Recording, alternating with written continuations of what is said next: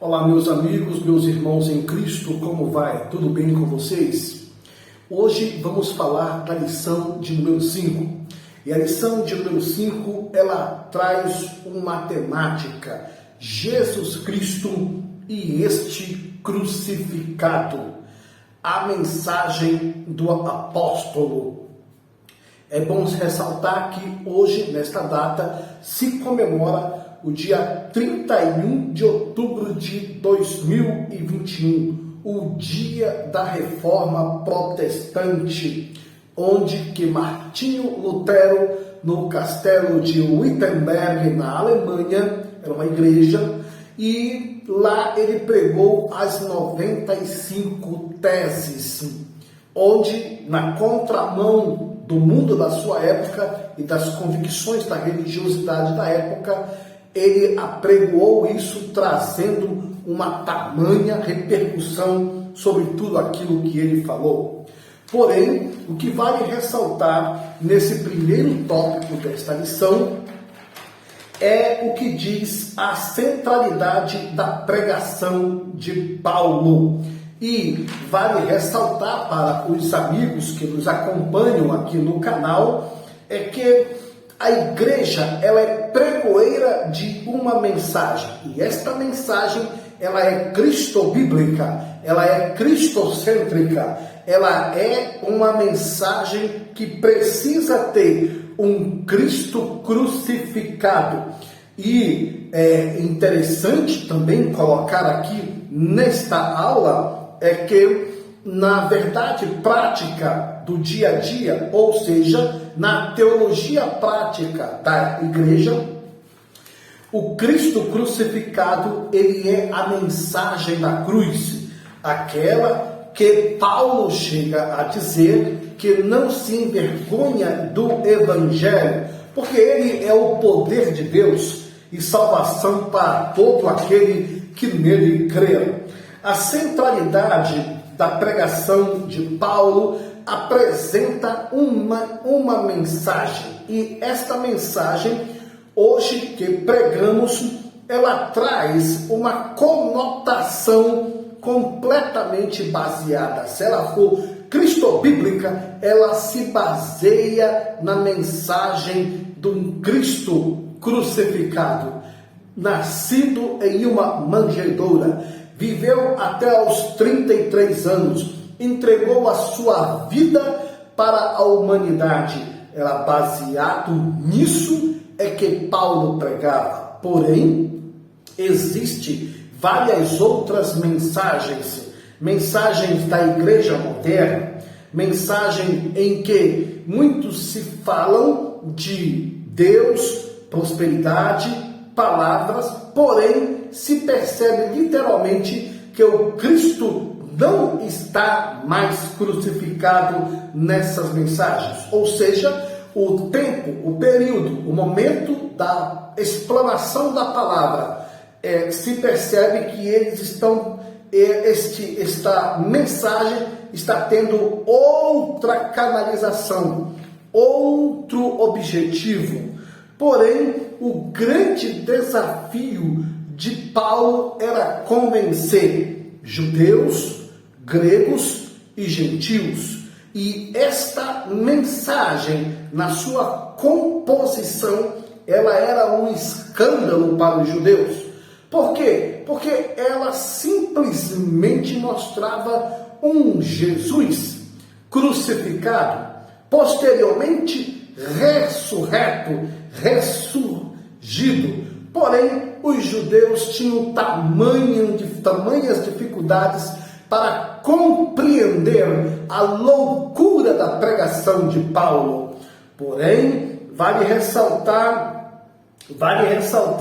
algo interessante, é que não existe mensagem do reino. Mensagem, quando eu falo reino, eu me refiro quando Jesus estava pregando e ele dizia: arrependei-vos e crede no Evangelho, porque já é vindo o reino de Deus. Jesus sempre falava do reino de Deus, reino dos céus. Esta mensagem, composição do reino, se percebe que ela não existe se ela não estiver a cruz, se ela não existir o Calvário, se ela não existir uma coroa de espinhos. Era isso que os judeus tinham dificuldades tamanhas para compreender.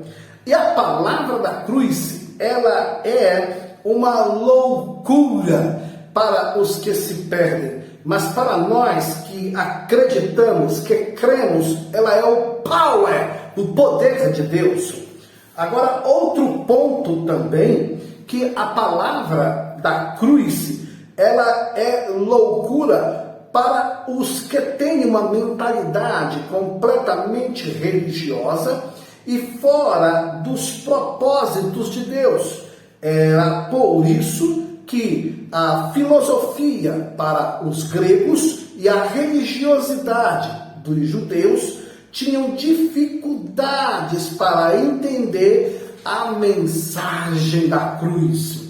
Também, para os judeus e gregos, olhamos que a mensagem verdadeira da tribuna, de um púlpito, seja lá onde quer que esteja, o mensageiro, o pregoeiro, ela precisa ter o conteúdo dela, a mensagem dela. Ela precisa mostrar para os homens um Cristo na sua essência de simplicidade, na sua essência de objetivo, de missão, de ministério, de propósito. E era isso que os judeus e gregos tinham dificuldades tamanhas para compreender. Porém, vale ressaltar que o segundo tópico desta lição diz expressões chaves na doutrina de Paulo. Por exemplo, em um dos subtópicos, o primeiro fala Evangelho de Cristo. E Evangelho é a mensagem das boas novas. É a mensagem que trazia algo completamente diferente daquilo que a tradição religiosa judaica esperava por vir e esperava um novo Messias, como também esperava um Messias completamente diferente desse que Paulo apresentava. E também tem um outro detalhe, também os gregos apresentavam um mundo filosófico, as ideias, as abordagens filosóficas completamente diferentes daquelas que o Evangelho apresentava.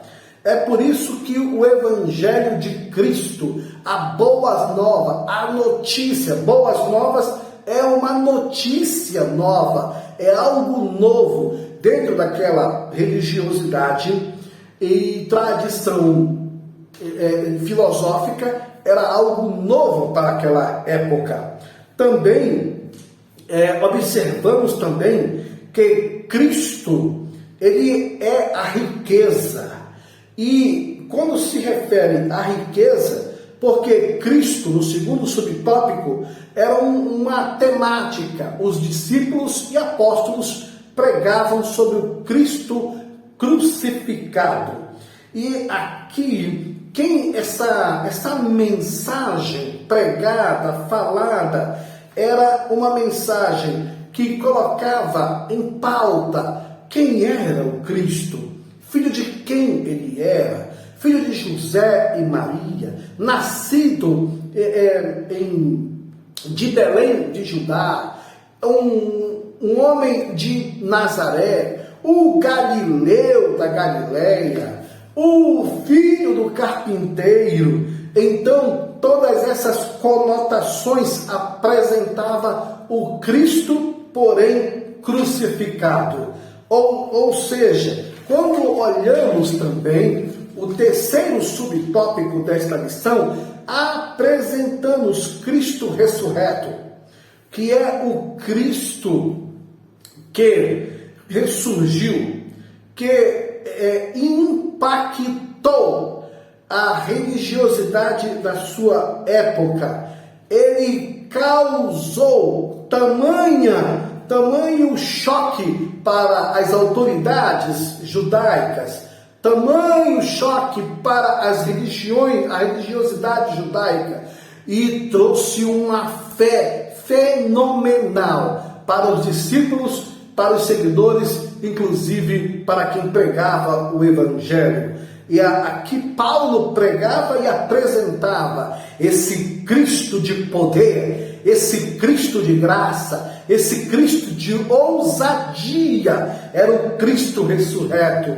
Ou seja, em todos os túmulos do mundo, lá está uma epígrafe, aqui jaz de vários homens famosos, pessoas que fizeram grandes coisas nessa terra. Aqui jaz os restos mortais de fulano, beltrano e cicrano. Porém, quando olhamos para o túmulo de Jesus, vemos uma epígrafe em grego, hebraico e espanhol, onde diz: ele não está aqui, ressuscitou como havia prometido.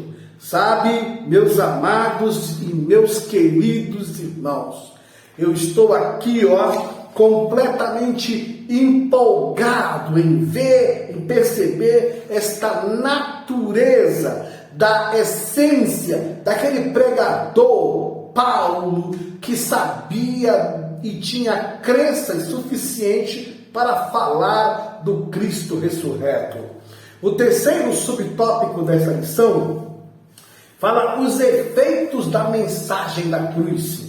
E aqui fala algo interessante: uma vida no poder de Deus.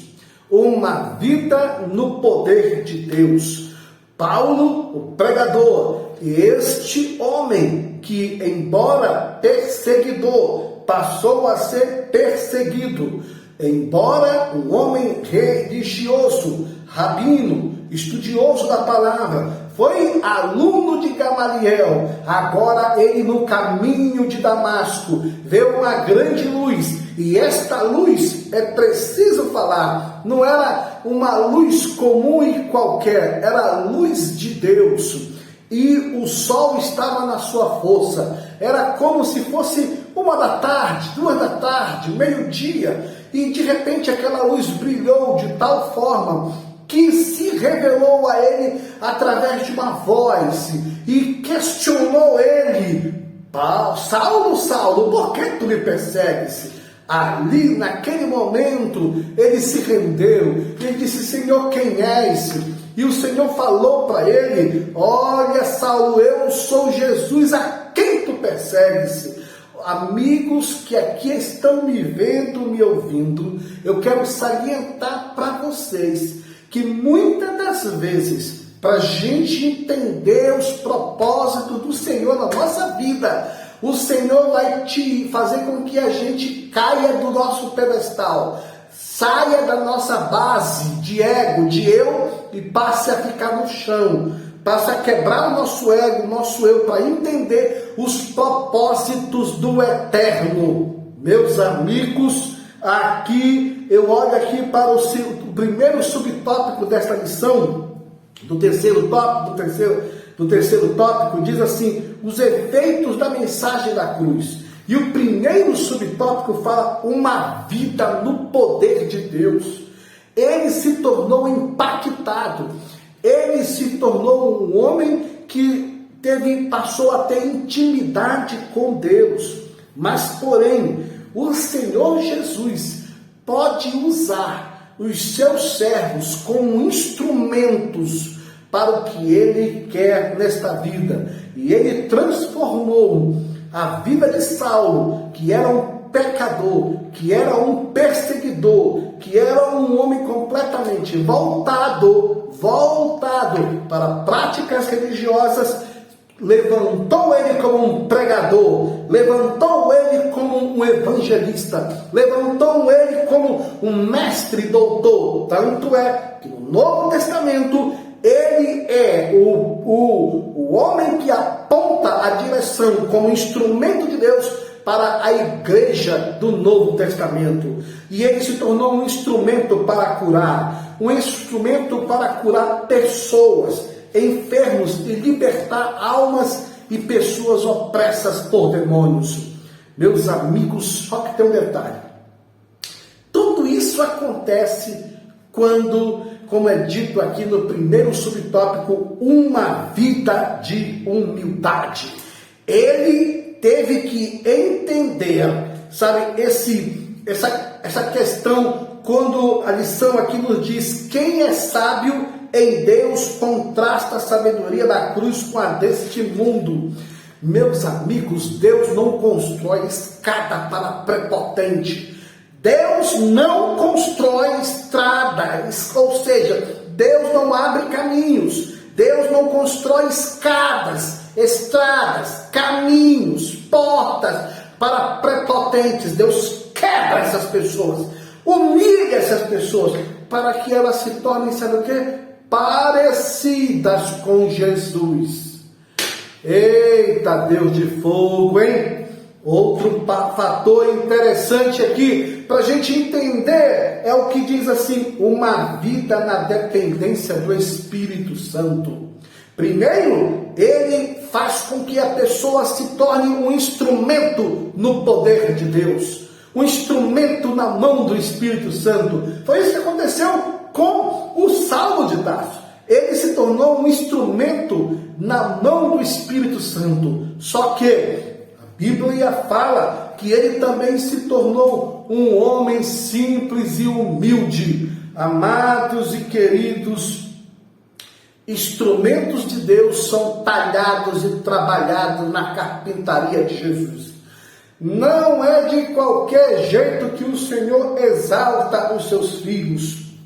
Outro ponto também aqui é que quando olhamos que toda pessoa que tem um chamado, que tem um propósito, que tem, na verdade, um propósito diante de Deus, a gente percebe literalmente que esta pessoa, ela passa a ter uma dependência do Espírito Santo. Amados e queridos irmãos, Paulo, ele era um homem que ele se tornou dependente de Deus. E essa questão de dependência, irmãos, existem alguns fatores aí. Primeiro, eu só dependo daquilo que eu creio. Eu só dependo se eu confiar. Só dependo se eu me entregar. Ou seja, este homem era um homem de entrega. Era um homem que se colocava diante do Senhor para a vontade do Senhor. Queridos, amados irmãos, nesse momento eu quero agradecer você.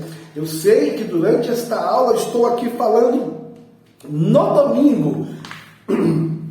Muito difícil, não tive a oportunidade de gravar isso bem antes.